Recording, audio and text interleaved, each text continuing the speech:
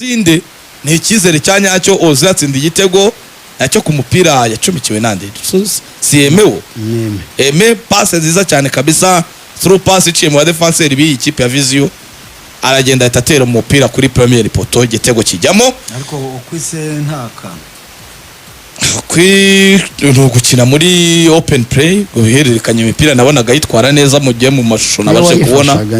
yakinye cyane kabisa amatushe menshi ariko nta gutera mu izamu agateye mu izamu kabisa. Hanyuma rero ikipe ya Visio iracambura pa penalty yari Samu ikunda rero bakaceka umukinnyi wabo w'ibisatsi yitwa nde n'umunyamahanga ariko kinyi wari wazonze cyane AS Kigali ukina imbere wa Visio ibisatsi by'ibidrede kabisa tsinda igitego cya penalty bagize ebyiri se igitego cya mbere cyari penalty ku munota wa nyuma nabwo bare mu buryo muri penalty box induruze cyugunyamo uwitwa Kayezo aravuga ati nige ruje ari rampa umupira kuzama amaboko. Hanyuma rero Samu ikunda atanga indi penalty n'ubundi yongera guhabwa umwe wayiteye bwa mbere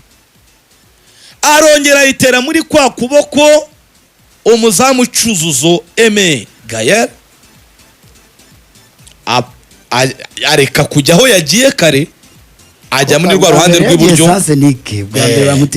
penalty arayipangurura kabisa ayane yavuze ati ndajya muri ruhande hari umwe uyiteye arigera yasubiza ahandi ko yabonye ko yateye Nziza cyane we yishize ahandi ya Dorfe yari ahari kuri bench nabikubwije mbona asari nka match ya kabiri ya gatatu adakina nagakina umutoza se yahamagara na Pierre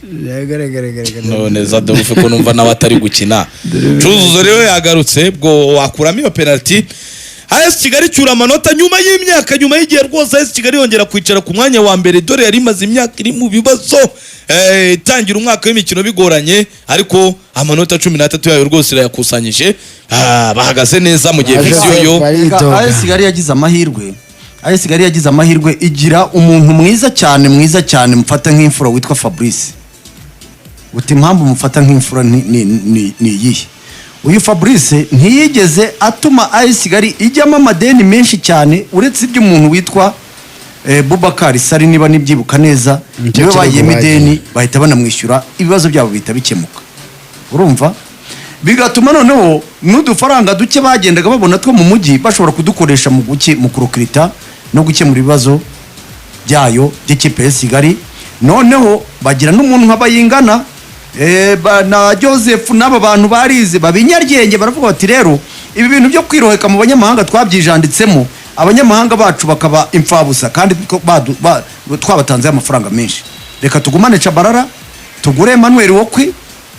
hanyuma tugure n'undi witwa Frank wo muri Sunrise niba mbyibuka neza bagira abanyamahanga bane baragenda bigurira abanyarwanda bacaracara aho ngaho batabagoye n'iki kipe yabo bayubaka gutyo ni ikipe idafite rwaserera umurebye aba bane rushwa ukirebera aba bahoze ukareba aba bajiji yani bari kwiterera umupira uri aho ngaho bayabaye uyu ntirushwa yaragiye kujya muri Kiyovu bamunegosiye bipfa busa ati genda nifite abarundi banje buraza kunshaka wiki nuretse ko bitamukundiye muri polisi nturushwa se umukinyi mubi ku rwego rw'izo kipe zo hagati na hagati zidashaka champion hanyuma bikemurira utubazo twabo dukeya bitewe nuko bagiye bagira umuyobozi mwiza utaragiye bashyira mu madidani wishyuraga amafaranga atari bya bindi bya Juvenal wa papira ariko hanyuma iyi kipe ya Kigali uri kubona ko uyu mwaka yagerageje kwiyungunganya ikivana mu bibazo irimo nubwo n'umwaka ushize yari bigiyemo Fabrice akaza akayitabara bigaragara ko nibuze byo iri mu murongo muzima.